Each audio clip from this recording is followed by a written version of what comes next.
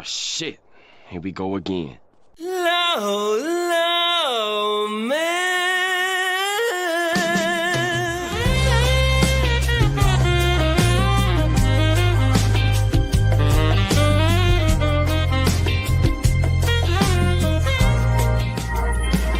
Low, low, man.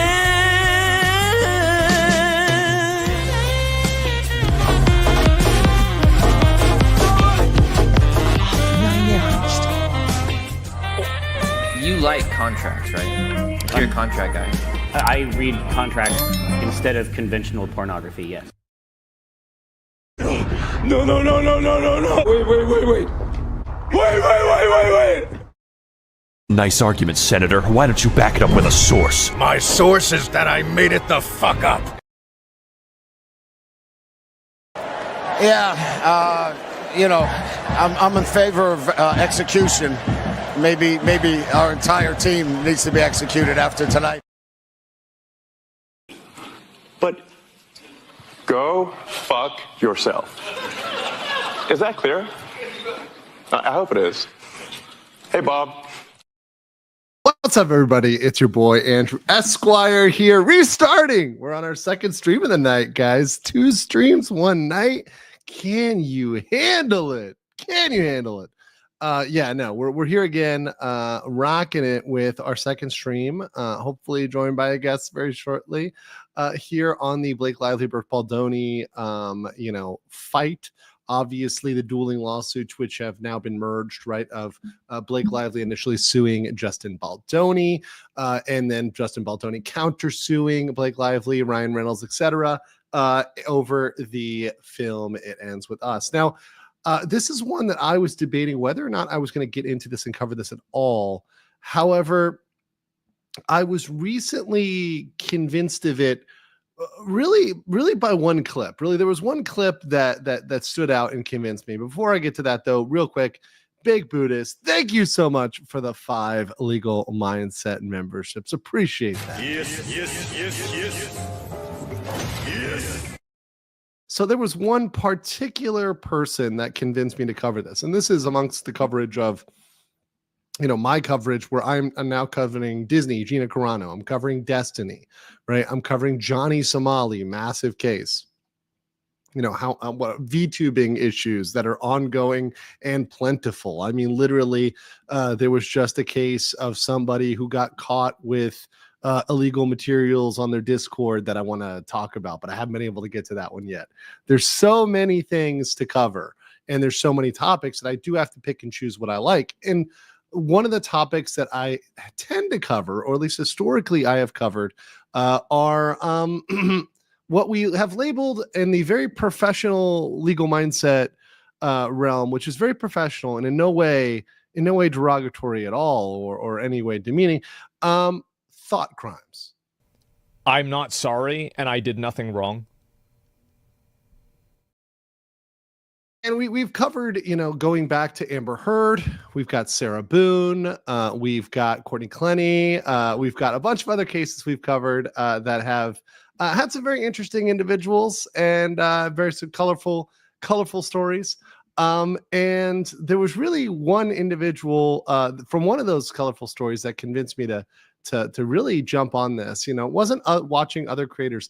It was this individual that was so bad that made me want to cover this. But before that, I see our guest is here. So I'm going to welcome our guest before I play this clip. And that is Ari. Ari Jacob. How's it going, Ari? Good to see you. Good. How are you?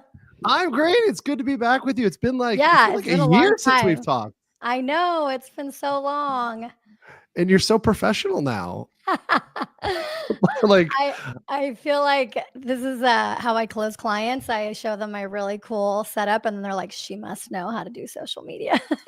She's close. Look at me over here, streamer, almost. I know you've been doing this for a while. Uses a blank wall. I mean, I kind of MacGyvered this set. It wasn't expensive, so yeah, you better level up. I know. I've got to work All on you it. need I've is got to like really some work on it. Govee lights and a little little Okay. backdrop. All right. We're gonna get the legal mindset backdrop here. It's gonna happen. Ari, so since it's been a while, and I have so many more new followers now. I mean, I think the last time you were on my channel, I might have been under 100K subs. So can you introduce yourself to those that don't know you and the wonderful person you are? Which, by the way, let me just say, having known Ari since the beginning, she is a great person to talk to. I always like talking with her. And even when we're not, I don't bring her on the stream, we do have communication. If I have something, I have a question, which she knows she can ask me or I can ask her anytime. But for those that don't know you, can you introduce yourself to everybody on the stream? Sure. Yeah, my name's Ariadna, but everyone calls me Ari. And I've basically been in the social media world since like the MySpace days. Before that, I was like a total computer nerd and taught myself how to code before it was cool. And then I moved to LA and I started representing social media stars. And then I was the star of my very own New York Times hit piece. I would say 0 out of 10 experience. Do not recommend.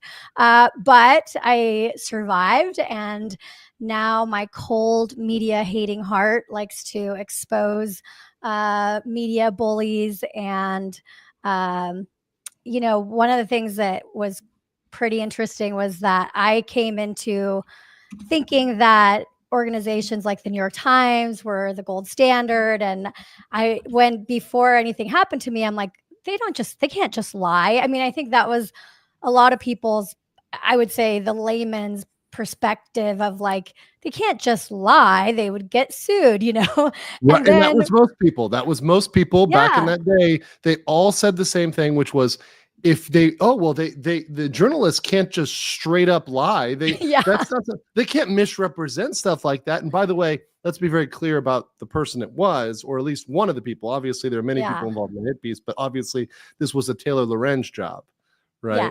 Yes. Which, to be very specific, right, for such other things as, reference Amber Heard versus Johnny Depp case and many other such things she's gotten involved with and had horrible takes and people that she's come at and all sorts of fronts, right? Not just you, right? This is an individual who's been involved in smearing many people, right? Yeah, absolutely. But it's kind of one of those things where you could, like, I would say Taylor Lorenz is sort of, the karma has gotten to her. The journalist that attacked me, she is no longer relevant, or, people just laugh at her. But I would say that with journalists, it's one of those things where it's like a Medusa head, like you cut off one and then another one grows out. Like you never know who's going to be the new Taylor Lorenz. And it's because many of these journalists from mainstream media sort of come from the same ilk, and they know how to manipulate words and essentially create any villain they want. If the right people, whether they ask them to, or they sort of, just nudge them to do it, you can do it. And it was funny because I recently heard, Candace Owens has sort of jumped on this like Justin Baldoni and Blake Lively thing. And I heard her say that, they must have found it must have been someone really powerful like Taylor Swift, or, somebody very, very powerful that helped them get this New York Times article, because you have to be very powerful to get a New York Times article written about someone you don't like. And I actually don't believe that that's true. I think you just have to, know the right journalist, have the right sort of, storyline of fake victim mentality, or how can we make somebody a fake victim? And in the end, you can take out just about anybody that you want, if you know somebody at the New York Times who's willing to write it for you. Because if they want to write it, it doesn't have to be necessarily, true. They can manipulate a story and put it out if they want to. And so I think because I consider myself like a regular person, we look at when you see like Johnny Depp and Amber Heard and Blake Lively and this, like, people get so invested. But for every one of those people, I bet you there's like 100 or 1,000 people who have gotten completely leveled by people like Taylor Lorenz and organizations like the New York Times. and you'd never even hear about it. So I think, this for me, it was like, I don't like to get too deep into controversies nowadays, but like, there's never, this is never a cause I won't stand up for, is like, learn to read the media. And if there's something that I can share with people, it's like, you don't have to wait for, Brian Friedman, the Punisher of Hollywood, to sue the other side to read through an article. And that's, I think, kind of how I got involved in this new case, is because a few days after the New York Times story came out, I had read it, but it was like on Christmas Eve, and my family is just like, get off your phone. That type of family. They're like, why are you on your phone? So I waited till the day after Christmas, and then I kind of wrote this long thread, and it blew up, defending Baldoni before even the attorney filed anything. And I was able to just, read basically through the lines of what the New York Times does. So it's kind of fascinating that now I've developed this like special skill set that I feel like probably anybody could develop if they start to know what to look for.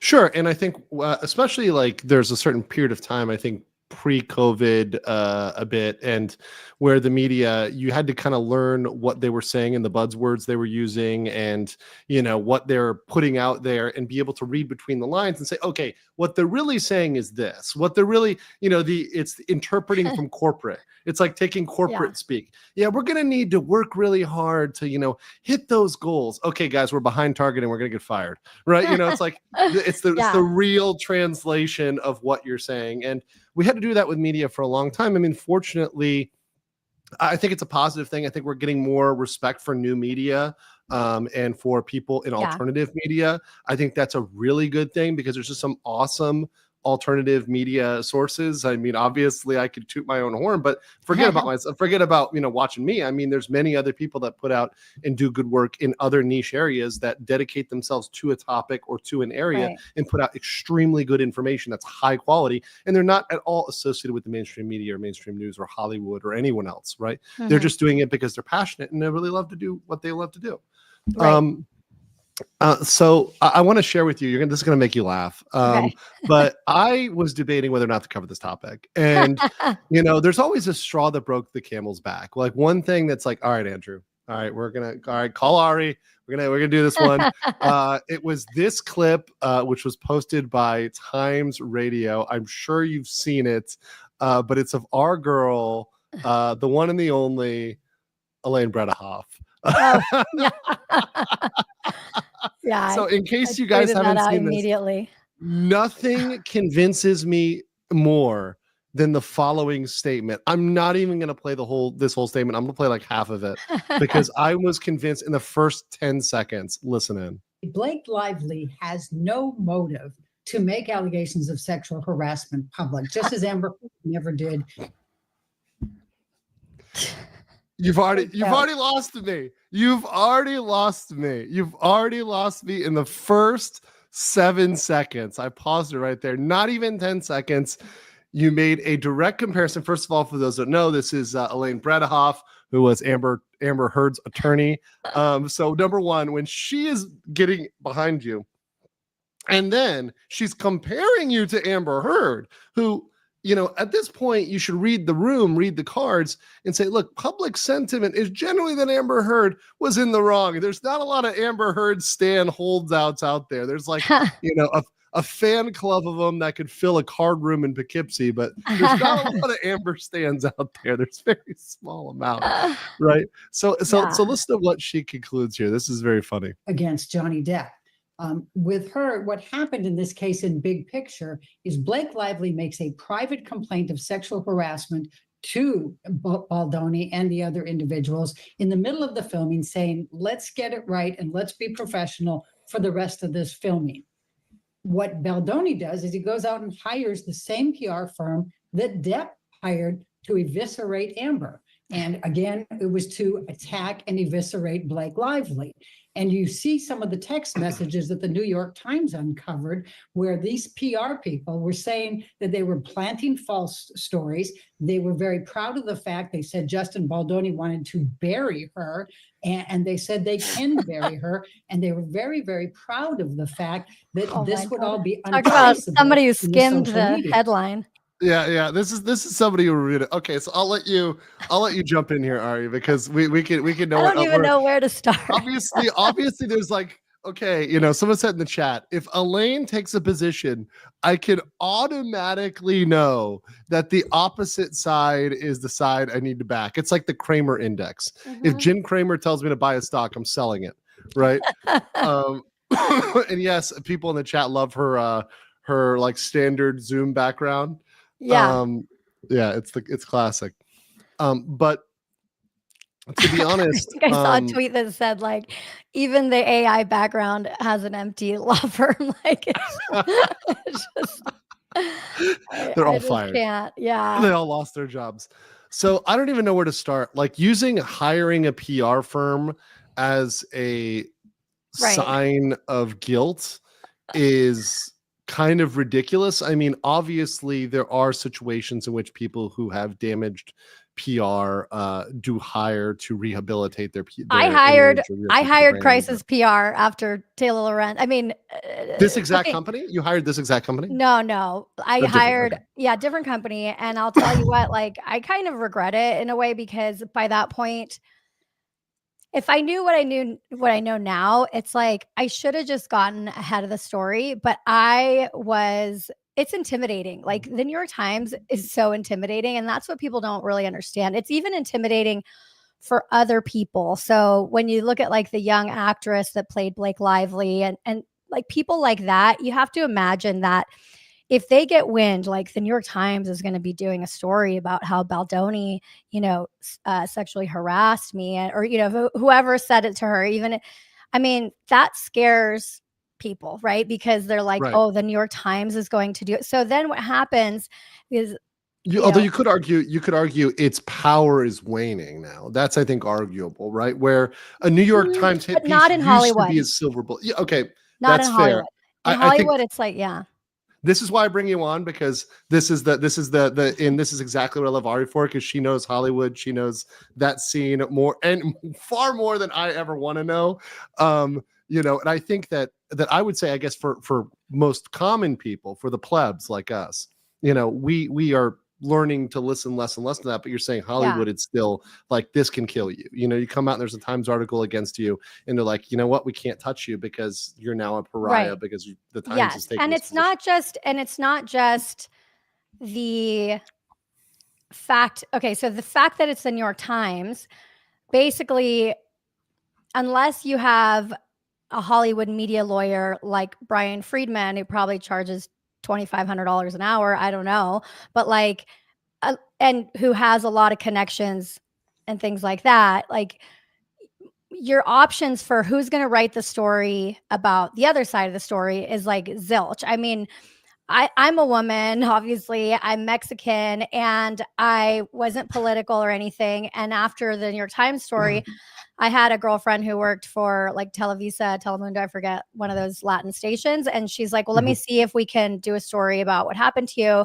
And she came back and she was like, I'm so sorry, but like, because the New York Times wrote it and because of Taylor Lorenz covers digital, my people don't want to touch it because the other media people consider the New York Times the gold standard. So they're like, if New York Times wrote it, we'd have to get so far in the weeds to prove them wrong.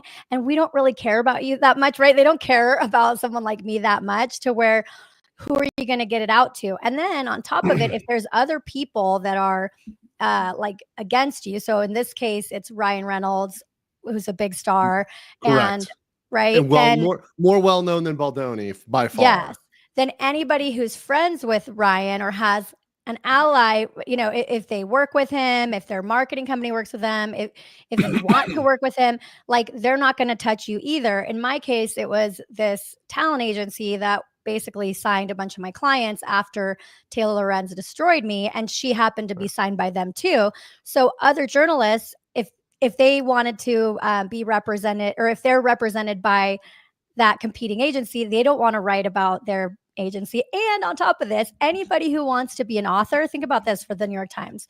Anybody who wants to be an author, where do they want to land? If you're a journal, if you write a book, New York Times bestseller list. Bestseller list, yeah. So do you want to ruffle feathers with the New York Times? if you know you're an author. So like it's so funny. Even again, like Candace Owens, like she just put her book out, and like the very top thing, everybody lists it. If you are a New York Times bestseller, you're gonna list it. But think about that kind of power. They have that power, the New York Times bestseller. They have the power of just, how big they are. And then on top of it, they have Google search engine they have SEO juice, meaning that if somebody Googles your name after you have a hit piece in the New York Times, it's likely going to be #1 on Google for the rest of your life, because the authority that Google gives the New York Times is so high. So that's why it's so devastating. It's not the same to get like a Daily Mail hit piece, or you know what I mean? Right. You're not going to automatically have it the first thing that comes up whenever anybody looks at you ever, right? Which is a silver bullet when it comes to the Google algorithm, right? With certain companies having that privilege of being on the top of the list. Yeah, exactly. I mean, it sounds like a nerdy, small, like technical thing in the weeds. It's not nerdy at all. About it, if it happens to you, you're like, I used to think about it if I went on a date, like if I went for a job interview. That's standard. I was going to say that's standard procedure. Now you're just mentioning that. Like, it's so funny how 20 years ago that wasn't a thing, but now standard dating procedure is Google your date, right? Well, and I always knew it because I a search engine company, and I actually sold SEO, so I knew how it worked. So from day one, like MySpace days, I always was aware of what I tweeted, what I put in, and I felt like I had a pretty squeaky clean reputation online. That's why it was so devastating when they wrote about me, because I was like, oh my God, like based on all those years of trying to kind of put out who I was and having a personal brand, and like Gary Vee was my mentor, and they like basically what they do is they kind of figure out who they think you are or who you want to be, like, because everybody, like, let's say you're on a date, right? You put out your representative. That's kind of who everybody right. It's like who you want to be, but who you kind of like, you are that, but you're not that, like, 100% of the time. But that's like who, if that's your legacy. And so they take your legacy and they kind of like twist it and basically, poison it. The same like they did with Baldoni, where it's like he really is this guy that's like this male feminist that stands up, but they like twisted it and make it so that which was very much promoted for a long time. I would just want to say about Baldoni, this is something that's very interesting. I don't know if you knew this, Ari, but this is like a fact I learned about. But Baldoni's sites, particularly his sites, the male feminism sites, etc., were widely promoted. In fact, I believe there might even been some government funding behind redirecting some traffic from other websites to his site for a while. Right, which is very, very interesting. And looking at the genesis of that, at least the timeline, it looks like he's the one that read the book, he's the one that reached out to the author, right? It wasn't Lively that was interested in any of this. In fact, it would be from what I saw, hard. she didn't even read the book.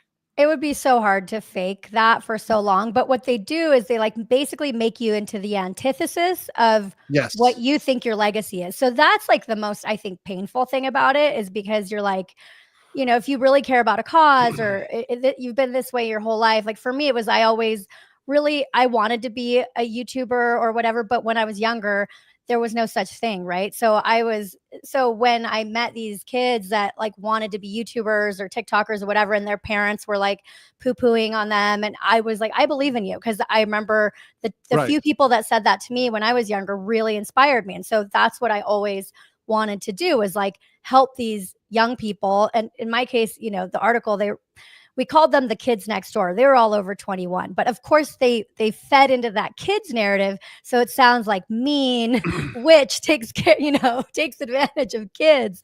And so, but yeah, I think that's like from a psychological point of view, if people kind of want to understand it, just imagine the thing that like you care about most, or like if you went out and met people, what you want them to know about you, that gets basically like perverted and twisted to be the antithesis of who you are. And that's what they do to you.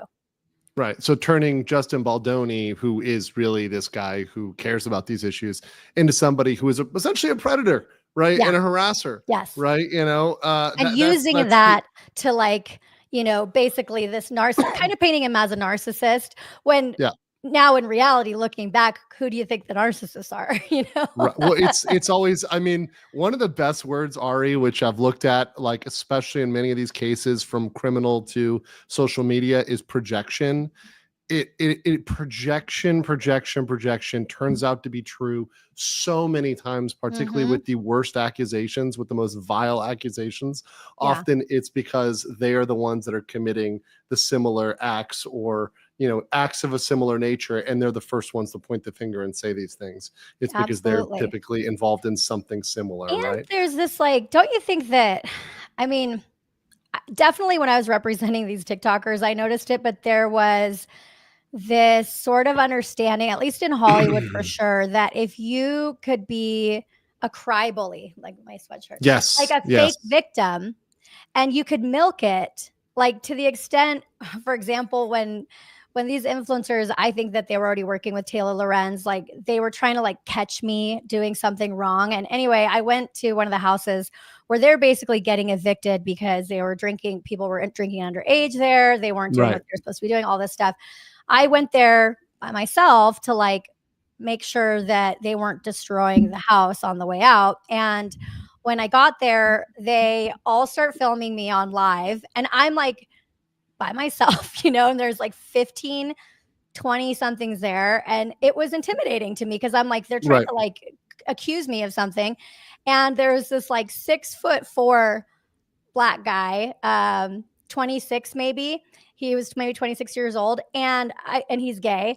And I walk in there, and I said, "Hey guys," they're all screaming at me. I said, "Hey guys, I'm by myself." And he goes, "Oh, don't you do that. Don't you do that." And starts walking. "I am a black man. I know what you're doing." I remember that. And then they tried to put in there, Taylor Lorenz emailed me, and she goes, she said, "Did you like say something racist?" And I was like, "Absolutely. Thank God I filmed, because if I hadn't, what if they put that in there? I mean, if I would have been racist and stole money, then you probably wouldn't even be seeing me." But it's the victim Olympics. It's like you said, the cry bully. They knew exactly what they were doing. It was like, they know exactly what they're doing. Racism, sprinkle, anything like that. Very much, and of course in SoCal and in Hollywood, this is definitely, and especially in Southern California, this is definitely a thing. Although I will say I think this has been called out very much so recently, and I am glad that I think people are over this, and falling for this. The cry bullying needs to end, but it is very much a younger generational thing, and it is very much a strategic thing to shut down any sort of criticism, while also being able to do whatever the hell they want to do. Yes, right. The struggle is fake. The struggle is very, very fake. Okay, so let's get into this, because this is my first time covering this, so I wanted to kind of go from beginning to end. So obviously, in case anybody doesn't know, just as basic preference for this, so this is surrounding the movie It Ends With Us, which is based on a book, right? And the book is about a story, which I'll just summarize, the story about domestic abuse, right? I believe there's 3 too. There's 3 books to it, but this was, I think, the first one. The first one. So obviously sequels looking questionable right now. But this is essentially, it's about breaking patterns of domestic abuse. So it's about, getting out of patterns of domestic abuse. And originally, Baldoni was the one that contacted the author of said books and said, "Hey, I want to do this." And it was actually the author, which was very interesting for me to learn. It was not him who said, "I want to play this character," but it was actually the author that suggested he play one of the lead male characters. Of course, the lead male character that happens to be the abusive character, right?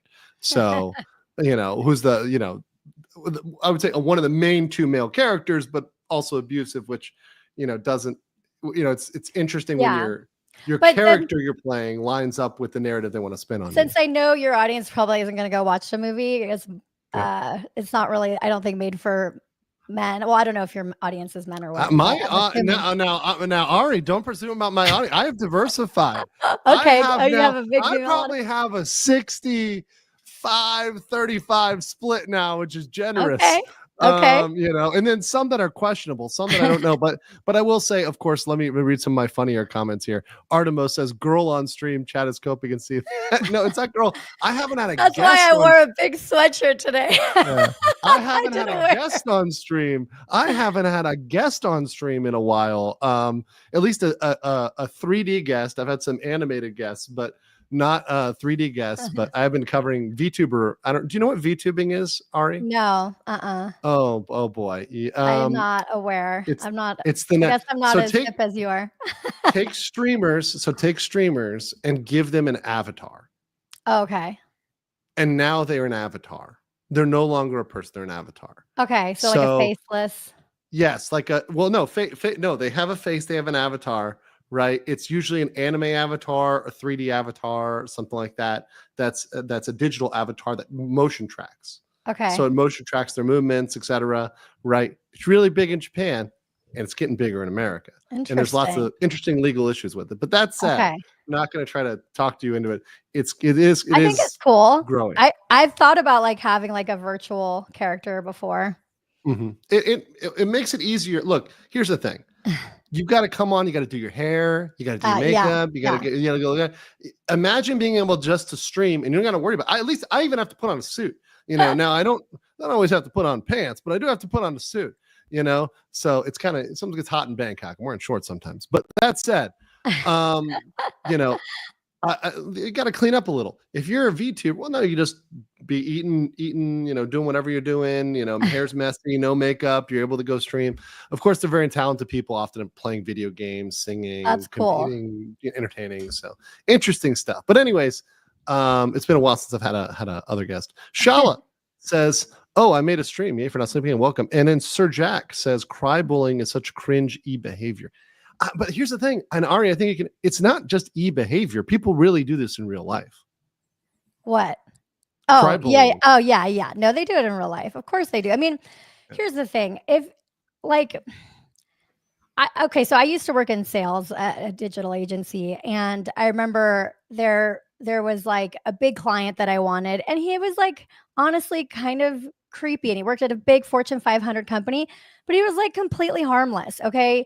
He was a little creepy, and I'm like, okay, he obviously has a crush on me, but like, I'm not going to report him to HR. And I remember like talking to the CEO of my company, and he was like, "Ari, you're such a trooper." Like, like joking, like you're taking one for the team. And there's people like there's women in sales who like their boss says, "Oh, you're taking one for their team," or that says anything. And then all of a sudden they file an HR complaint, and then or like, you don't have to be that way as a woman. I really don't think you have to be that way to win. And it's unfortunate that that's kind of, I think, how it started, is like people finding these like little windows in order to unfairly get paid out money that you don't really deserve because you weren't really offended, A. And B, even if you were, it's like, brush it off. Do you want to destroy somebody's like, if it, like in order to destroy you're somebody's destroying life, that's very clear. Let me put a point on that. You're destroying someone's career and reputation. Yes. Like if you don't like somebody for a small payoff. And a lot of times people just do it because they don't like you, because who knows? I don't know, and maybe some people keep certain things in their back pocket now, because now people are dredging stuff up from gosh knows how long. But with this Baldoni thing, what's interesting, and again, it's because of how the New York Times like spins it and stuff, is you kind of believe that she filed an official HR complaint, and then basically the retaliation started. Well, that's how they start there. That's how she starts there. So to be very clear, let me just pull this up real quick, because so Lively was the one to file first against Baldoni, and then he obviously, but not a real lawsuit. Right. She filed a complaint. She filed a complaint, right? Right. And I want people to know this is kind of how New York Times has done this before. They did to me. They basically, if there's a story, right? Like this is how I'm imagining it happens. Let's say a little birdie goes to the New York Times and says, "I have a really juicy thing." And then the New York Times person says, "Well, what do you have to back it up? Like, we want it, but you got to we need something to back it up." Okay, well, what if I filed a lawsuit? Well, people don't want to file a lawsuit because then they're going to have to give up all their text messages, all their conversations. Correct. They're going to have to get deposed. Both sides, plaintiffs and defendants, have to do it. And so, but what is a way that you could potentially, file something and not necessarily have to go through all that, a lawsuit and whatnot? And that's when you come to like a complaint. For me, one of my talents filed a labor board complaint saying I didn't have a Yes. talent agency license. I did have it, whatever, blah, blah, blah. But that's how they start it. And then the New York Times uses that thread. Do you get what I'm saying? To kind of like tell their story, Correct. because it's like, well, this was officially filed. So that was Right. kind of my first whiff of like, something is off here, because this is just like a filing, and the other side can't even defend themselves because there's no, you know what I mean? Like, you can't, what are you filing against their complaint? Because they can spin it, like you said, they can spin it as this is official. She's done X, Y, Z, it's right? official. And then she's come out here. And what I want to say, what they led with was exactly what you were saying. That talking about this meeting, well, we had this HR meeting on January 4th, in which we had to say that there's going to be no more. So all of this, no more. Anytime you say the word no more, means like all of this was happening. Yeah. Right. So the implication is there was and I'm not going to read the word no more, because the implication is all of this was happening. Right. Yeah. So they were saying that they were showing nude videos of images or women, including the producer's wife, to Blake Lively. They were mentioning Baldoni and Heath's pornography addiction and Lively's lack of pornography consumption. They were discussing personal experiences with sex. They were mentioning to her of personal times that physical consent was not given in sexual acts. They were describing their own genitalia. They were making jokes and disparaging comments to her. They were talking to her trainer about her weight, right? They were speaking to Mr. Baldoni was speaking to Blake Lively's dead father, right? That was like red flag. Like, why would you put that in a complaint? Yeah. Pressing on religious beliefs, exposing them to COVID. So blaming this is great. Blaming a person, an individual, as an individual for exposing you to COVID. Of all the places in 2023. This is insane.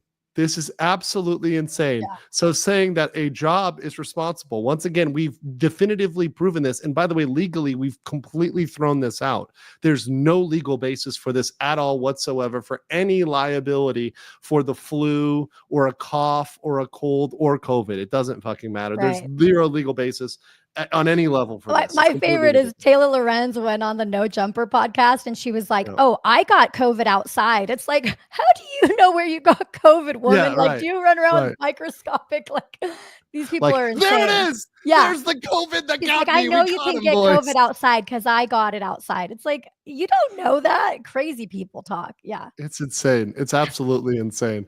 And then some of the rest of this stuff. It's like, what is this? No more. Once again, there was personal physical touching and sexual comments by Baldoni and Mr. Heath against Blake Lively and the female cast. Improvising of kissing, including biting or sucking of lip without consent. Here's the other thing too. It's like, so even though this all, like, I guess it could sound bad. Think about it. They're making a movie. That's why I knew it was BS from the beginning. They're making a movie. It's a romance movie. Like, oh, what I was going to say is, people that didn't watch the movie, essentially, they take you through it kind of like you're thinking he's a great guy, and then it kind of all comes to fruition. Like, oh, he's like, what's that movie? I See Dead People. That one. It's he's a bad guy, actually. And that's kind of how it comes out. And so, but the whole movie, you're thinking they're in love, and he's this great, he's somewhat of a great guy, and they want you to kind of fall in love with him so that it can be sort of this aha moment. The twist, right? Yeah. So it's like anybody that watched the movie or would be like, so what I thought was interesting is a lot of people that called it out was the people that read the book were like, this is what this book was about. Like their love story, the sex scenes. He was obsessed with her neck for some reason. I mean, I don't know the lore. I don't read the books, but there's lore behind the things that he does, like lingering on her neck, which is, I guess, one of the things she was mad about. So it's like, well, he's read the book and he's doing the things. And obviously this is a a movie that you knew is going to involve sex scenes or intimacy scenes, touching, kissing, etc., right? Because that's the genre of the movie, right? If you didn't want to do that, then go do some conceptual art house piece that doesn't involve any of this. But by the way, there's a movie where Blake Lively has a threesome and everybody's like the two guys are groping her all over, and now she's like a dainty flower. I mean, I didn't know about it till this. I do indeed remember that movie. I do. Oh, I remember that movie. Yes. I remember a lot of movies. Was it called like Savages or something? Savages. I forget. Savages. They have a three-way. Yes. I think they're high and they have a three-way too. Yeah, that's. I never saw the movie. I saw the clip. And then she gets. There's one, and is that the same one where she gets like sexually? She gets like sexually harassed and or raped in that movie too. So like, there's some pretty. I didn't see it. Yeah. There's one where she there's a lot of that movie's pretty intense. So yeah, but like, and I think she comes from a film family and she's been in the industry for a long time. So I mean, I'm not even that deep into like Hollywood, like my clients that make movies and things like that. But when I started looking into it, I'm like, okay, how common is it that an actress files a lawsuit or a complaint over, exaggerated kissing scenes? And like, it was crazy. I searched every type of like AI research bot. And I was like, can you help me find a case and I couldn't find one. So that also told me a lot. Cause it's like, because probably people don't do that. Like, you know what I mean? Like you don't file a lawsuit over, but what the New York Times and most media does, if they want you to believe a story, is like, they know that most of us we don't know how movies are made, right? For the most part. And so they use that to manipulate you and trick you into thinking like, oh, this is not the way it's done. And they did that same thing. Yeah. It's a misleading sort of thing. Right. Real quick, Sigrun says, for 5, I'm coming in late. Can someone give me a quick summary of what's today's subject? Also, hey, dude, well, we're going over it right now. We're talking about, once again, Arnie and I, who is my lovely guest here. I keep interrupting you, though. Yeah, you should finish telling them the story. We're talking about it ends with us and the lawsuit between Blake Lively and at first Wayfair Studios, Justin Baldoni. But of course, and I'm going to drop down that complaint, right? And the real lawsuit, which is Baldoni versus Blake Lively, Ryan Reynolds, Leslie Sloan, Vision PR, and the New York Times, which to me is the one that has more meat on the bones. This? So what did they do? They combined that New York Times case with the Blake Lively one. Correct. They consolidated the claims and counterclaims. So essentially everything has been wrapped together. So Blake Lively's position as plaintiff has been wrapped together with the case of Baldoni versus Blake Lively and Ryan Reynolds. So I guess the difference is, obviously Blake Lively being the plaintiff over here, the sole plaintiff, versus in this case the defendants being both Blake Lively, Ryan Reynolds, Leslie Sloan, Vision PR, New York Times. Right. But on the other end, the parties are essentially the same, right?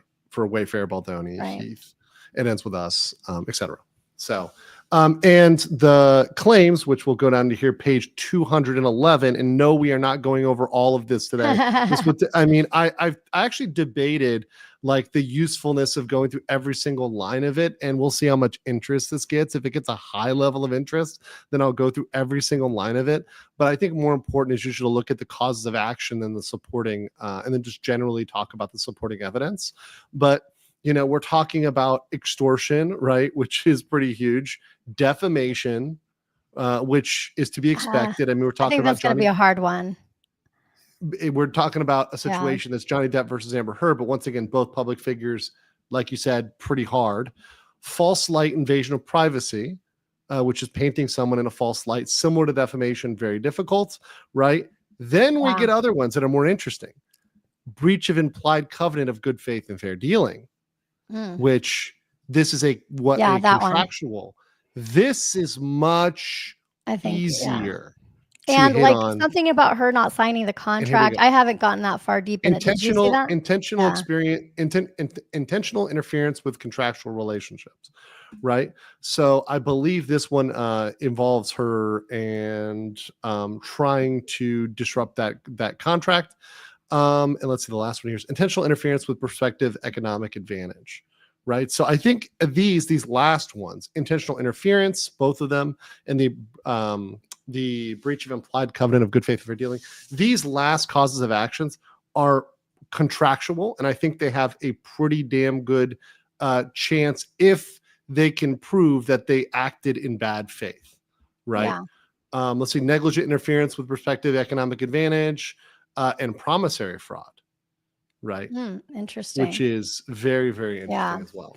I So- have on my channel, if anybody's interested later, I basically took like all the meat of it. So like the story, because it reads like a drama, and then I had my AI voice read the whole thing. But it's like 3 hours long, so you could read it. You could like put it at like 2x speed and maybe get through the whole thing. But yeah, one of my viewers says here, I've read the entire lawsuit and estimated to take 3 hours to get through. Yeah, with comments. And once again, I try to keep my interviews relatively brief because I want to hear more of the story from her. And we can do it. We can do a 3 to 4 hour slugfest, on another night, on an off night. I can be like, all right, we're doing the whole thing, reading through line by line.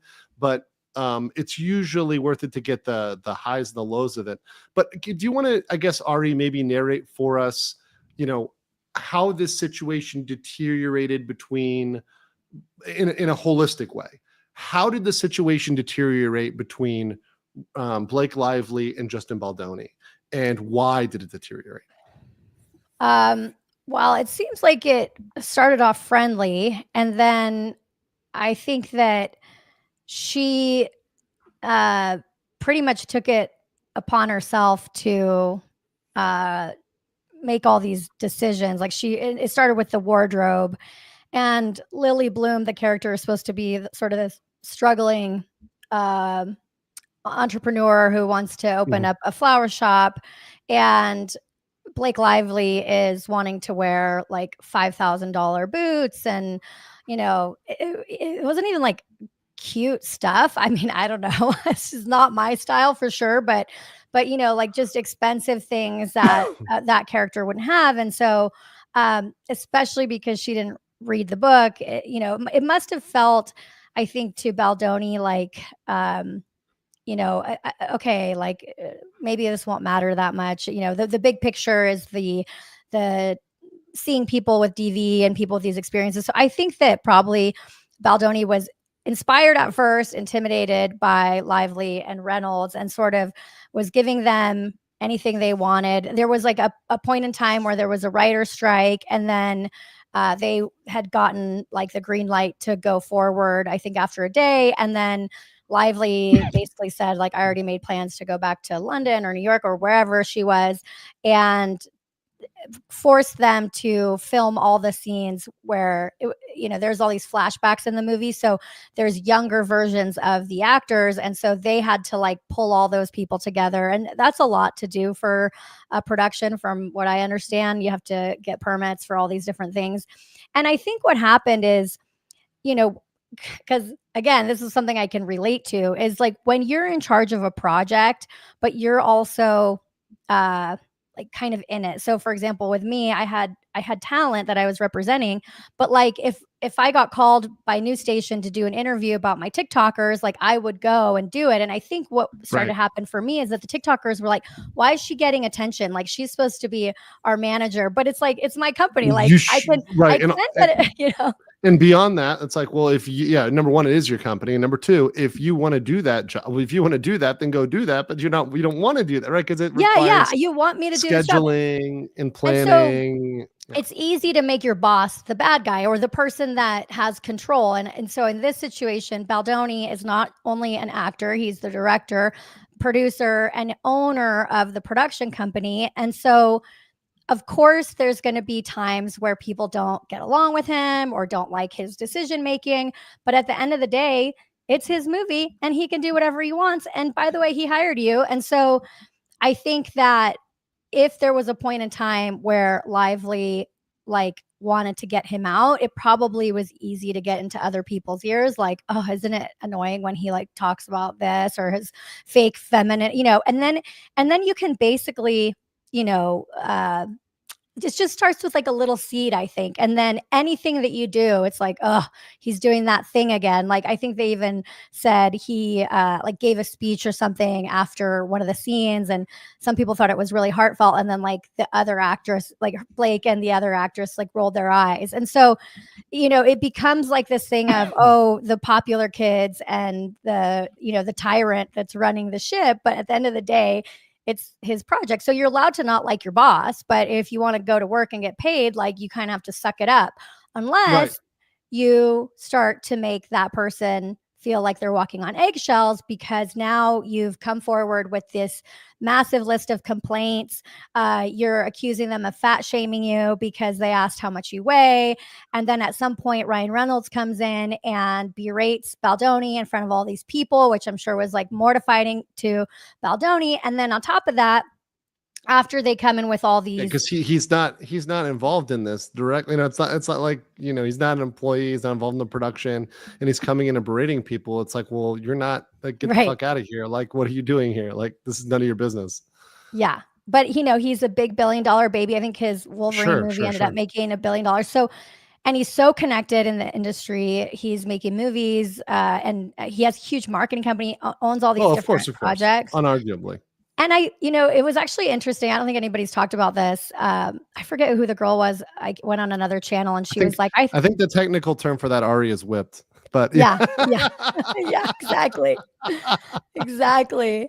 But like, I think that these are very intelligent people. And like, maybe there was just like, they just wanted to take Baldoni out because he was flirting, they just didn't like him, and who knows exactly. But I do think that there was like a bigger picture here, whether it was to destroy him so that like Sony enacts like a morality clause, or so that he's kind of forced to give the book, the movie rights to the rest of the books to Ryan Reynolds. There was rumors that he had made an offer and that they said no, they didn't want to sell them.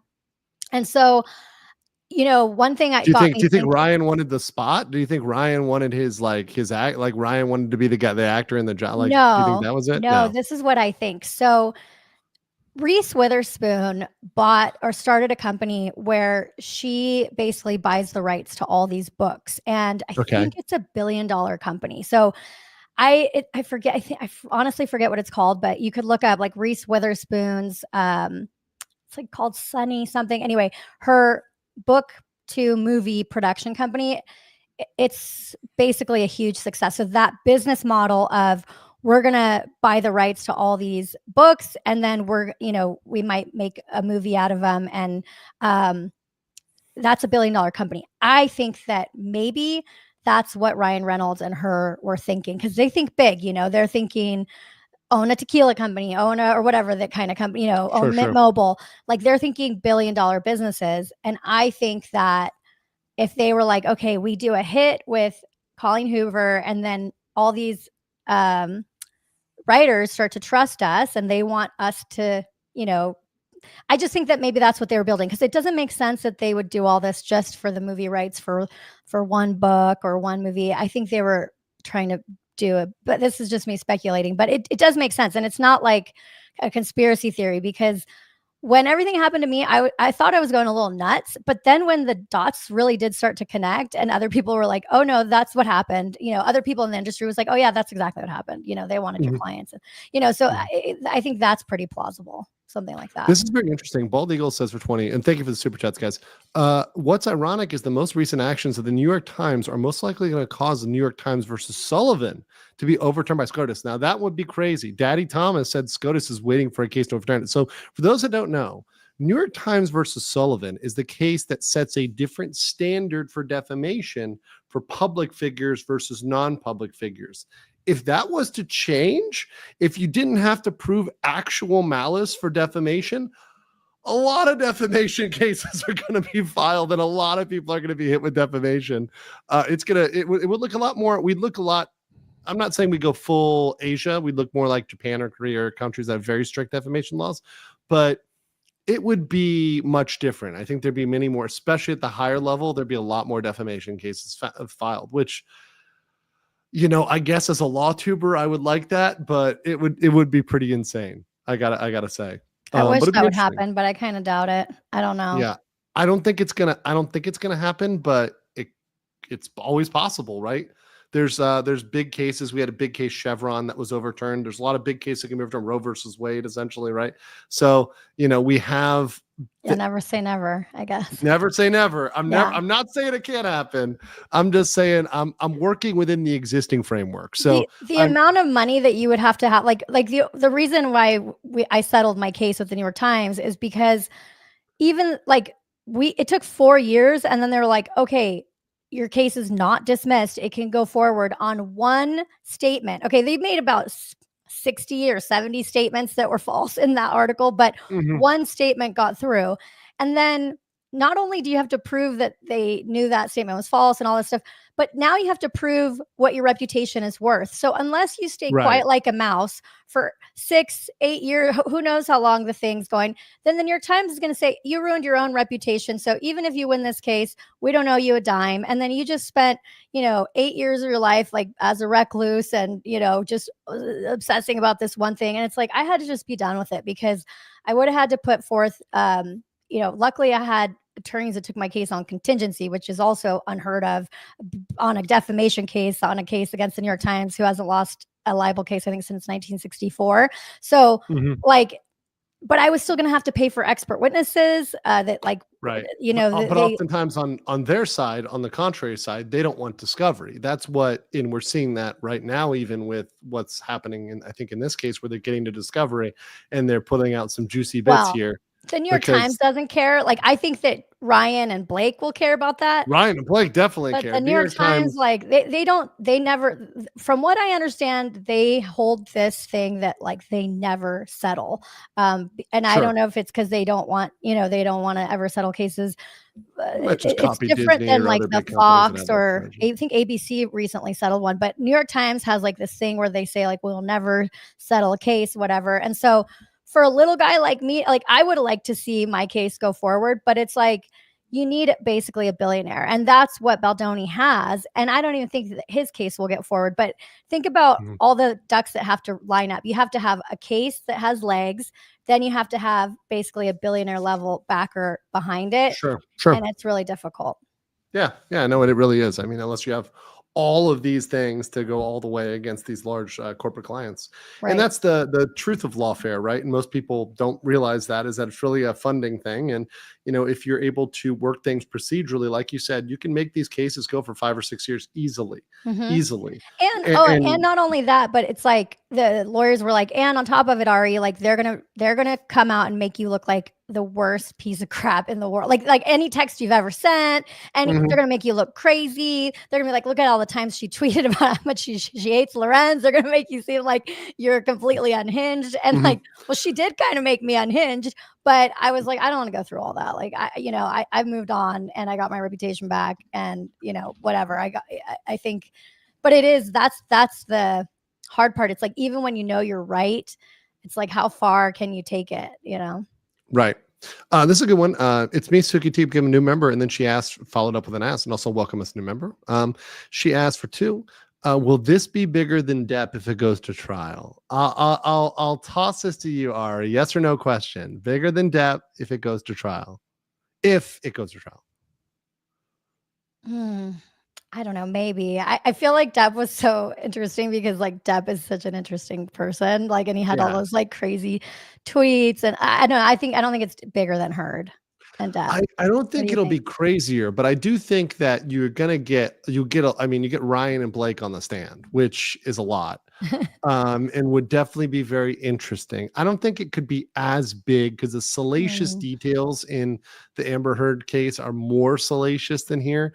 I mean, there's like the stuff about the weight, maybe some the lip kissing and other stuff like that, and pornography, but I don't know. I mean, it could be close though. It could be real close. I mean, depending on what's at a trial. I don't think that Ryan Reynolds will wager his career on. I think they would settle just so he doesn't have to go into it, because he's like, he's like an enterprise, right? Like he's many Right, enterprises, and and I his think good guy image being tarnished in any way would it be would a just huge loss. damage way too many company stakeholders. You know, it just too many people would be damaged. And that's Can we get what Taylor Swift on the stand? Is there a possibility we get Taylor Swift on the stand? I think she's pissed that she's like involved in this. I think she's pissed because her boy just lost the Super Bowl, but I mean, it's besides the That point, too. right? That Also, too. she got booed, which was pretty. Yes, but she, you know, I think that people were saying that I think her dad is like an Eagles fan, so they were like booing her because she's such. And also, I heard that Eagles fans are like the most hardcore. Don't they have a jail Philly, inside there? Philly in general, Philadelphia sports are insane. If a Philadelphia team wins, the city burns, right? If they lose, the city burns, right? It is pretty crazy in Philly when it comes to sports. That is a pretty so consistent thing. I don't put too much weight into that. I mean, but one of the things that was interesting in the New York Times article is this like very blatant dog whistle to the Swifties. For example, they put in there. So Taylor, I saw you had a clip on that. Yeah, yeah, they're trying to get the Swifties against Baldoni. Yeah, like Taylor's had this long running rift with Scooter Braun, and they mention like Scooter Braun's company owns the PR agency, and it's like, who cares? What is his involvement? And by the way, they don't mention that Blake Lively's PR person was funded by Harvey Weinstein. Like that's how tricky they are. How can they put in Scooter Braun and leave out Harvey Weinstein? It's like, how can you take them seriously after knowing that? Yeah, the Steens are left out a lot. Between Weinstein and Epstein, they're left out a lot. Like the degrees of Kevin Bacon, it's like, yeah, everybody was really close to Harvey. Right, but they'll point out every other like tangential connection, right? Like, Bald Eagle 1787 says by overturn, they're going to heavily modify it because abuse of anonymous sources to manipulate a situation to create their own quote unquote truth to get away with blatant defamation, personal time. Now, this I agree with, right? Yeah. Because that should be like a separate thing, right? Where it's like, okay, you're going to need to have some burden of proof to show that this anonymous source actually exists and you're not just pulling this out of your ass in order to create a situation and say, well, it wasn't us, it was our anonymous source, you know, which is that you made it up. Pull a bum off the street and to say like that, yeah, you did something. Yeah. Well, this guy told me this and we said it was an anonymous source. So, you know, we should get up. No. I think that does need to indeed have a look at. All right. So, you know, we got into, okay, obviously, there was some motivation regarding getting this either out of Baldoni's hands or kind of taking over. And then I think since then, the information has come out, which has shown more of the extreme behavior, like you said, on Lively's part, whether it's the extravagant budgets, right? Yeah. And addressing travel restrictions, demands. Her flirting, literally kind of like flirting with him on text message. Like I think she said, I saw a couple of those where she was talking about like the nice Blake and the naughty Blake or whatever. Yeah, it was. yeah, something like that. I was like, if I was your spouse, I mean, you know, there's certain people that would not be comfortable with this. And by the way, if it was the genders were reversed, they might even say that was harassment. I'm trying to see if I can find it. There's so many. Here's the thing. It's like, I don't know. I've been told I have like a flirty personality, but like that's how I am to girls, guys. Like I'm like that to anybody. And by the way, Ari, I don't think that should be a crime, and I don't think that should be criminal. And I grew up in Miami as well. It's but what I'm saying is that if you have that personality and you've like invited, you know, people can only judge what's okay in front of some like obviously we all know Karens, right? And in front of a Karen, we like mind our P's and Q's. We don't make off-color jokes or whatever. You know, we keep it straight line because we know how they are. But on the other hand, like I used to work at a nightclub in San Diego and worked with a bunch of guys from Boston, and like we would joke around, like, you know, just kind of like locker room talk. But I was on the sales team as a woman, so it's like you're not going to be invited into that room unless you can just play nice and, you know, and have a sense of humor or whatever. But if you are that way and then all of a sudden you like 180 and now all of a sudden you're this dainty flower, that's on you, right? Because you invited that type of behavior in. I'm not saying, because she wasn't assaulted. Like there wasn't any point in time. It's like they say she made him or he made her uncomfortable. Like anybody can make you uncomfortable at any time. So that word in the article is like, what a joke. I mean, okay, he made her uncomfortable. Well, what did he actually do? Oh, they don't say. They don't tell you. Right. You know, at what point? so, And that's what you want to hear. Like exactly at what point? Yes. What did he do at what specific point? Yes. To make you quote unquote feel uncomfortable? And then where's the collaboration of this? And where's the proof of this, or et cetera? You know, and here's what they do to Baldoni. So she writes these 30 points or whatever, and then I guess he signs like a 17-point memo. It doesn't say no more, blah, blah, blah. It just says, will not enter the trailer, you know, when she's naked or something. And from what I understand, they were like, yeah, of course we'll sign this because we weren't doing this. So fine, if this is what it's going to take.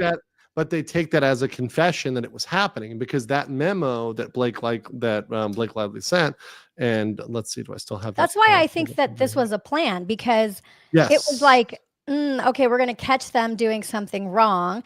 And then I think that after that point forward, they filmed everything, like even the scenes that if they weren't like rolling on the scene, like they were filming, because they kind of knew, kind of like what I told you when I was with those influencers, and I'm like, I'm filming because I don't know what they're going to say I did if I don't. And then based off of, and then they even say in their complaint, after she sent that, it says that they forewent, or they, what does it go? They forego an official HR complaint. So they never even filed an official HR complaint. Correct. They forego that. They do this 17-point thing, which is, the other side's like, listen, we didn't do this, but we'll sign it. You know, we'll sign it saying, you know, this will not happen. And it did not happen ever anymore, or like, so hard to even phrase it, right? It didn't, they didn't breach their contract. Yes, they didn't breach their contract that they signed. And then they just essentially ban Baldoni from doing any press for the movie. And I don't know if this is true, but somebody said that that Sony hired Ryan Reynolds' marketing company to do the marketing, or I don't know if that's true, but definitely Blake had a say in the marketing and whatnot. And so they erased Baldoni from all the preview, all the, you know, basically the marketing for the leading up to the movie. Then at the premiere, they basically treat him like a leper, and everybody that he's with has to wait in the basement, and they have like pictures of everybody basically down in the basement sitting on like a bunch of cases of water. And what's funny is like Baldoni is seemingly such a nice guy. And I have confirmed this with insiders that like know him personally, that are like, he's a gem of a human being. Like, this is terrible what's happening to him. They like, he doesn't even blow up. Like I have terrible text messages talking about Taylor Lorenz, like how much I really don't like her. He doesn't have any. If a person has even say anything mean. Yeah, that's he just almost says it's cruel. It's almost unbelievable. I would say it's almost a red flag. Like it's like it is. But they knew, it's like they knew that they could take advantage of him because he's like so nice, and he has ADD. I have ADD too, and it's like we have this kind of like sensitivity, like dysphoria. It's like even if somebody's not even being mean to you, you're like, did I do something wrong? Do they don't like me? Like, and that's him, like to his core, where he's just like, I think he internalizes it a lot. But then I think once you kind of, I think probably by now he's like, oh, you think I'm spineless? Like, let me show you. Well, no, there's a point at which you have to do something because you're going to be destroyed forever. Essentially, his career will be over if he lets this narrative go and just lets her walk away with this. There's a point at which he has no choice, right? And even you have nothing to lose at that point either. Even a person who's a quote unquote pushover, a spineless pushover, at some point when their existence is threatened, because this is what he does, like he is, you know, this is his career in Hollywood, and you're going to take that away from him. Okay, well, he's got to fight back. And well, now, you know, it seems like he's got he's got the upper hand, at least in the PR, on the PR side of things. You have to do it right away, because if you wait for the lawsuit to play out, you already lost everything. Correct. I think that this attorney Brian Friedman, who by the way I sued this talent agency and he represented the talent agency, and my case got thrown out, and my lawyers were like, we've literally never seen this happen. It was like thrown out because of like we didn't have all the members of the LLC named, and like we didn't know their addresses. Like it was the weirdest thing. But my lawyer was like, he's pretty good because I've never seen that before. Sure. Here you go. I wanted to find the basement photo, but here it is. So like nice. here's the compare and contrast of like, here it is with Baldoni's bros in the basement. And hold on, is that there we go. Okay. Yeah, there you go. So you've got Baldoni's people in the basement here, right? Like sitting on plastic chairs and water and stuff. And they're up there on the pink carpet, right? So like, I also think if the billionaire was down there, that was like a bad move for them, because like you don't put a billionaire in the basement. He was probably seething. Yeah, like literal basement. You got equipment, you got stuff there. Like, yeah, it was like the basement of like a theater, man? I think, like the AMC. Like, what are you doing? I mean, to me, that's insane. Like, it's so extreme, like because he like rubbed you the wrong way in a dancing scene. Like you would think that this guy was convicted of assault or something, but no. He spun me one too many times. You know, I mean, come on. Yeah. I mean, here's the thing. Like, I think the reason why Brian Friedman is going so like balls to the wall with this is because he has defended so many people who did lose their careers. Like, I think ultimately they get the money, they get the payout from the company or whatever, but then they're basically like silent for 4 years, like Chris Harrison. And I don't know how many other people that are kind of like something little happens and then they end up kind of getting pushed out. And then you don't see them pop up on their own podcast or anything for like 4 years. And I think he's realized like, okay, you have to fight this in the court of public opinion or you won't win. Do you think Baldoni is changing some of his opinions? Because somebody asked, like, you know, because obviously a lot of people I mean, to be honest, you know, Baldoni is the guy that I think, you know, if you ask me Johnny Depp or Amber Heard before the trial, I could see him being the hashtag believe all women, being the hashtag me too, like guy. Do you think he personally has had like an internal thought here of like, you know, maybe I'm reassessing some of these core beliefs about, you know, trusting people and letting them step on me and, you know, I'm sure he's learned something. Yeah, for sure. And it's probably the same thing I learned, which is like the minute that somebody, even if they're more powerful than you or whatever, that they give you this red flag of like, this person is toxic, like just get them out of your life. Because I feel like there was a couple influencers that I knew it. They were narcissistic. They were manipulative. They were like basically using me for my kindness and whatever. And then, but I was like, well, they have a lot of followers and they could, you know, they have a lot of potential and, you know, they're young. Maybe it's just, I don't know. And I wish I would have just nipped it in the butt right then and been like, I don't need to be around those people. Those people don't value me, or like, you know, and it's a self-esteem thing. It's like, maybe you don't have the self-esteem to be like, I shouldn't be treated this way. So yeah, I think he probably has a better self-esteem maybe now because all these people are coming to his defense. But I think that they're just going to change.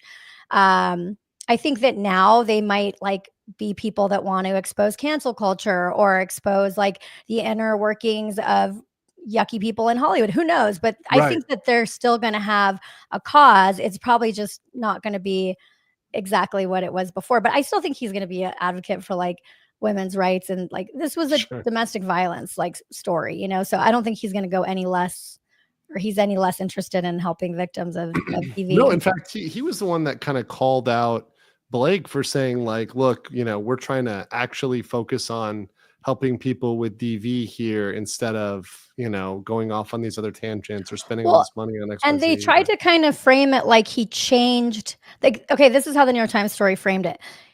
Because they kicked him out of the marketing and they were doing this other like florally happy marketing, in order to like one up them, he chose to do the DV thing. So they made it kind of look like it was a fake spin. So to make himself look good. Because a what they virtue don't signal. They made it sound Yes. like a virtue signal. Yes, but it wasn't. He wanted it to be about that from day one. And I think even negotiated with That's Sony shitty. to give like Very 1% of the profits to a No More Foundation or something like that, which gives, is a foundation for domestic abuse. So anyway, the point is he was doing that from day one. It just pisses me off because like that's how they, in the New York Times article about me, they're like, oh yeah, she asked her talent to like do things for free for brands, like so that she could look at it. I'm like, no, I was trying to tell the influencers, like, if you want to get a brand deal, show the brands, like if they send you something like that, you can promote it, because you've never promoted anything and you have like, it's like, but they just want to twist everything. So, but it's like, if you do something good, they'll find a way to make it look bad. Do you think Lively is, because obviously, you kind of talked about the New York Times already, and we've talked about Ryan Reynolds, right? Do you think Lively is like an X factor where, she could be kind of unstable and unpredictable enough to kind of cause some gaffes or cause some issues here? And, maybe some of her text messages that were discoverable are kind of a straw that breaks the camel's back here? I don't know. I mean, I think her and Ryan's marriage is probably going to be in trouble because. Oh yeah, from you what put I a understand, lawsuit between your marriage. Yeah, that'll do it. Well, but I also, from what I understand, a lot of this was Ryan. Like a lot of the, so I have sources that say like a lot of it was Ryan. Why? Okay, but what was he insecure about Baldoni or? Because wow. I think that I think he cheated on his ex which was like Scarlett Johansson with Blake Lively. I'm pretty sure. I think that that Ryan met her on Green Lantern, and so I think she had dated co-stars in the past and things like that, and so it seems like he is very insecure. There's another sort of rumor flying around that like he's become really good friends or like kind of doing all these things for Channing Tatum's career. And then you find out that Channing Tatum just did a movie with, or it came out a little while ago, but with Scarlett Johansson. So it's like this trying to be in control of everything. Like if you don't like someone, it's like, I'm going to become friends with your co-star so that you look like the bad person. Right. It's like kind of the reverse. You can't sit with me. It's like, I'm going to go be friends with your, okay. Or so that like, you can't talk bad about me. Like I dated this like billionaire, like sociopath guy one time. And like, he would make it seem like he wanted everybody in my circle to think he was so great. And then like behind closed doors, he'd be mean to me. And then if I went and told somebody, he's mean to me, they'd be like, no, he's not. He's so nice. Like, Right. They're not going to believe you. They're like, you're just making this up. Yes, right. Exactly. Yeah, exactly. Real quick, got some super chats. Leprechaun Gold for 50. Thank you so much for that $50 Shiba. Thank you. Dropping 20, saying the casting couch is real for boys and girls. God, we're not going there today. Almanacs though asked a question. DKK169 says, here's my question. If Ryan Reynolds has had this long career in movies, had multiple successful businesses, and partnered with so many entities, why is it only from Mr. Nobody Guy we hear that he is Satan himself? Well, now it's coming out. I think that things are they're saying that the guy from Deadpool didn't like him, the director, right? The first director or producer of Deadpool. Didn't say didn't like him, but said that he essentially took creative control of the movie, and he didn't like that. It's pretty hard to not have any flaws at all whatsoever. So obvious, especially if you're in Hollywood. Oh yeah, remember Wesley Snipes? Yeah, we all remember Wesley Snipes. Yeah. Someone says Canada is split on him. I have a funny, very quick Wesley Snipes story, by the way, at Comic-Con in San Diego. Go ahead. There was this I other love guy. Wesley Snipes, so I'll allow it. So there was this guy, Kellen Lutz, there, who's like this good-looking actor from Twilight, and I was kind of hosting him in San Diego when I worked at the nightclub. I was hosting them all around for Comic-Con, and there was this guy with him that was like wearing a sweatshirt with like a hoodie the whole time, and he was a black guy, and I it was dark. We were at nightclubs, so I couldn't like really see him, and it's loud, right? So we walk into the first place, and and the guy we get in the car, whatever. And anyway, I thought maybe he was a security guard. And then I even like introduced myself, but it was so loud. I didn't hear his name. So anyway, this happened like two times. By the third time, I was like going to go up to him and be like, I'm so sorry, but like, what is your name again? And my friend grabs my hand, like as I'm about to hold him. And he's like, how many times are you going to ask Wesley Snipes what his name is? And I was like, oh my God, I'm so embarrassed. Oh no. I'm glad I didn't ask him a third time. He was so nice though to me. Like he wasn't even rude at all, but So yeah, the chat pointing out, yeah, Tim Miller, they're giving the name in the chat. Tim That's Tim Miller, Miller yeah. from Deadpool. And he was really shunned he was out. mean to that was the guy from, you're talking about the actor? No, Tim Miller, the director. Oh, he was also mean to this other actor who was in Silicon Valley. What's that guy's name? TJ Miller. Yeah, and look, I am always apprehensive. Somebody said in the chat, I'm always apprehensive of overly nice guys. Like if you like it often comes out or is manifested in some other way, whether it's the behind the back thing or passive aggressiveness, or like you said, I'm going to be super nice as a kind of, and like weaponize that. There's lots of different ways. So I mean, that's something that I'm generally a little bit apprehensive of. The thing with Blake Lively is though, it's like, okay, like I saw that stuff about her being a mean girl and whatever, and I'm like, okay, whatever. A lot of people in Hollywood are mean, like a lot of people in Hollywood. But if you're gonna actively know you're gonna destroy someone's life, like that's over something that's not true, like you lost me. Here's me, Ari. There's no cause of action for being mean. You can be as much of an asshole as you want, as long as you don't say certain things that constitute defamation or break a contract or actually harass somebody for real, not in your mind, not imaginarily, but like real harassment. As long as you're not doing those things, you can say a lot of words that are really mean, and it's not illegal or wrong. Right.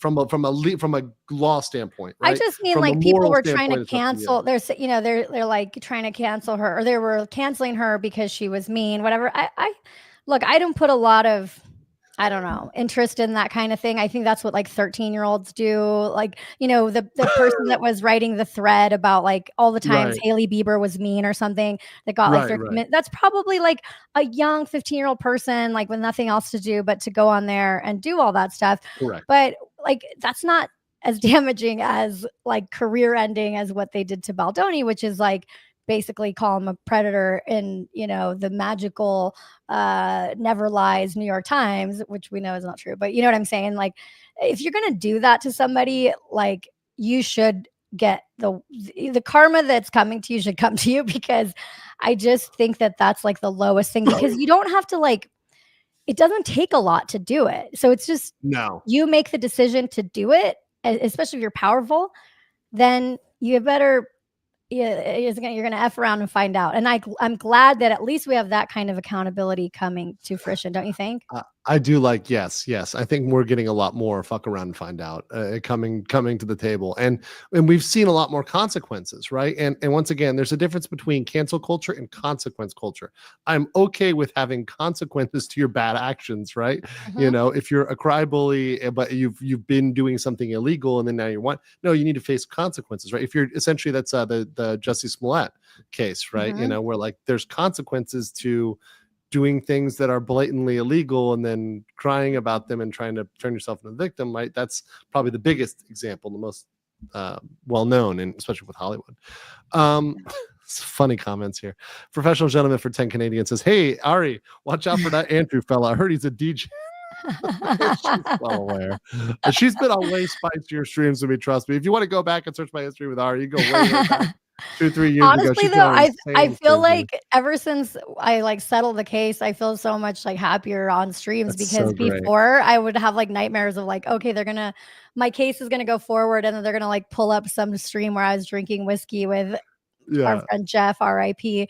And and then they would put it in the thing. So now I'm like, okay, I can say whatever I want. You're clear. You can do what you want. Yeah. Sigrun Attorney for 5 says Wesley Snipes will be polite to you if you're not a vampire or a vampire sympathizer. Or if you're not the IRS. Wesley Snipes and the IRS, not big fans. Not big fans of the IRS. It's great.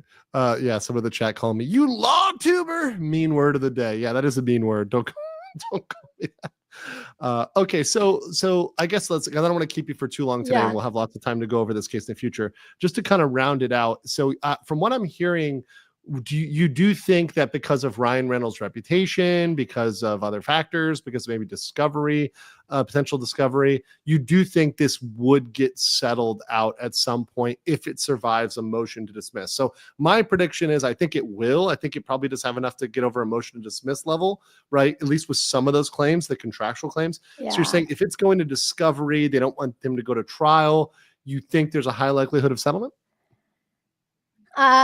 Probably for like no money. I don't know. Maybe an public apology or something. Who knows? It's going to be like a battle of the egos. New York Times, the New York Times stuff is going to get thrown out because I went through it like with a fine tooth comb, and I don't think that they said, well, the complaint says this. They never say they don't say anything like straight out defamatory. It's defamatory. Like it ruins your, it's defaming you, but it's not legally defamatory. It's damning. It's hurtful, but it's not legally defamatory, right? It doesn't hit the legal definition of defamation. There's a lot of things you can say about somebody. You can call somebody an idiot. You can call somebody like a degenerate, right? You could call somebody also, this is another one which I think will change, and some states are trying to change this. You can call someone a misogynist or a sexist, and that's technically not defamatory. Right. It's opinion. A lot of the things in my case are like most of the statements got called opinion, or they were like, I don't know. They cover their butts on this. And I think mostly because they point to the complaint. So they're like, oh, the complaint says this, the complaint says that. So I think the New York Times thing will be just, I don't know how that works. If they're all piled in together, can the judge like just dismiss one plaintiff or one defendant? Yes. Okay. Yeah. Yes, they can dismiss them. They can break them off. So they don't have to. I think that's a misnomer that you have to go in when you have a lawsuit and everybody has to be equally guilty here. In fact, oftentimes the parties will try to break themselves out and they'll file. That's why they're represented by their own counsel, right? So Blake Lively is going to have her own lawyer. Ryan Reynolds, Leslie Stone, Vision, and the New York Times will each have their own lawyers, and they're going to make a case if we shouldn't be involved in this.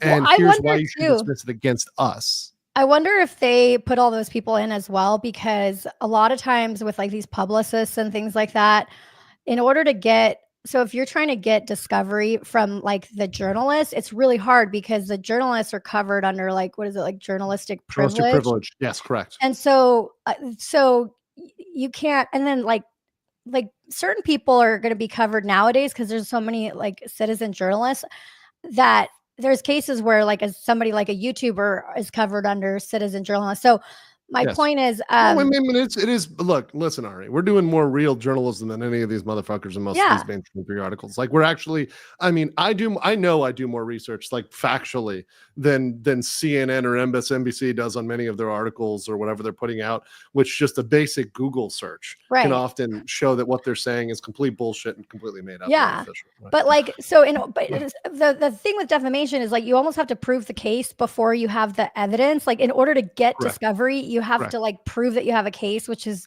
honestly, that's the hardest part about it. Is like, how am I supposed to prove it if I can't see the text messages? And then I can't get text messages from journalists. So I wonder if they just want to get all the stuff from the New York Times reporter and like from Leslie. He does have a 224 page complaint with the timeline, which is attached, which is 168 pages with receipts. So, I mean, he's done. Did they turn that timeline into the court? Did they turn the timeline into the court? Wow, that's crazy. Yeah. Have you ever seen that before? I've never seen that. I've seen extensive stuff, but I will say this is very well organized and well done. I have rarely seen something this well organized. The people also have to realize that Melissa Nathan, so these crisis PR people, they're not just people that put out like positive press or spin narratives. They work with attorneys. So when you hire one, they'll work with the attorney to write the claim in a more spicy way to put pressure on the other side, so that if the complaint becomes public, that they're like, oh, I don't want all this out there. Let's just settle. So that's also what Right. people have to realize is because Melissa Nathan and these other sort of like people that work with lawyers, I mean, they got nothing else to do, right? They're probably sitting next to Friedman has the dream team right now, because it's not just his team that's there. It's also all these other people that got damaged from it that are giving basically free work to defend themselves. So I mean, we're not going to read the whole thing, but just look at the narrative power of the first paragraph here, right? Because this is the most important part too, because once again, the media, everybody, they don't have the attention span to read the whole thing, but they're going to start out reading the beginning, right? At least the first paragraph. The following is not a story the Wayfarer parties ever wished to tell. Unfortunately, Blake Lively has unequivocally left them no choice, not only to set the record straight in response to her accusations in the New York Times malicious, important word, malicious, and recklessly propagated falsehoods, but to put a spotlight on parts of Hollywood that they have dedicated their careers to being the antithesis of. That task was always going to be an uphill battle. They never imagined they would encounter it to this degree. That could only be written by somebody with a flair for the dramatic, right? And a flair for spinning a good yarn. And some adding all the do text that. messages. Some attorneys can do that, but especially attorneys that are experienced with PR firms and work with them and collaborate. And That's something. And you know that these PR people are helping. Like, you know, they're probably like, put that thing in where she calls Taylor Swift her dragons. Like, they know what to pick and choose. Like the judge might not care about that necessarily, but they know the public does. And so that's what they're like. That's why I think he has the dream team, is because if you look at the New York Times article, there was like maybe 3 or 4 different PR companies that get dragged, and those are people's businesses, you know, and talk about New York Times. They act like they care about women. It's like, no, they'll destroy a woman-owned business in 30 seconds if it's beneficial to them, you know? And so, but I do think that they are, they're showing a new way of fighting this stuff that could be really, it could change how people play these things. Like, people might think twice before doing something like this. And I think that's the positive part about it, because it's like I said, for the little guys, you know, it doesn't usually it doesn't have a happy ending. So Gotta, yep. Andrew, Andrew, start doing audiobooks. I listen. Thank you. I love audiobooks, and I do like doing the voices. Seriously, I could do that you as could train your voice on an AI. Like, that's what I did, and then have your voice read it. Yeah, and people love it. There was a case of a man with a giant hat. No, okay. Let's see here. Oh, NZ for 10 says, re-asking to check out Tom Lair. We will all go there when we go. It's public domain, safe working out, brain rot. Okay, I have it pulled up here. I'm not gonna play it now. I like to listen because I had a short break between my streams. I'm gonna listen to it off stream, and then if it's kosher cool, we'll play it next stream. Okay, bud? I got it pulled up right here. I got it pulled up for you. I had a short turnaround time tonight. I'm trying to do double duty. A lot of topics to cover. But Ari, I just want to say thank you for being here. Is there anything else you want to talk about, or anything else you're getting involved in before we close out? Not really. I'm going to start covering this case, which is, I just kind of like got interested in it. It's this case about another author, but it's a judge who became an author, and she wrote these fictional books about this villainous hedge fund manager. And then, but she's presiding over this case of said hedge fund manager that thought she wrote the books about him.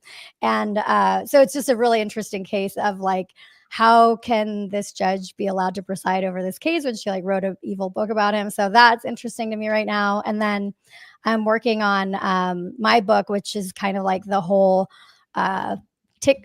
kind of like the social network of but of TikTok. Like, how did TikTok explode? How did all those people you know, it was a crazy time. I had like 3 TikTok houses, and there's all these interesting characters, and then the New York Times, like that whole thing that happened. So so hopefully Baldoni's billionaire guy, you know, he sees my story and he funds another case of cancel culture.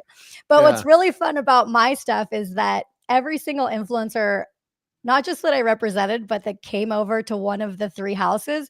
They signed release forms that said I like basically can own their name and likeness. I can put them in anything, like anything videos I have of them or text messages, things like that. So I think it'll be a fun book when it finally comes out because it'll have all the receipts in it. Like I'm learning that the public really loves to like dig through and be like the sleuths of the case. And so I think that it'll be fun to write a book where people can kind of like choose their own adventure.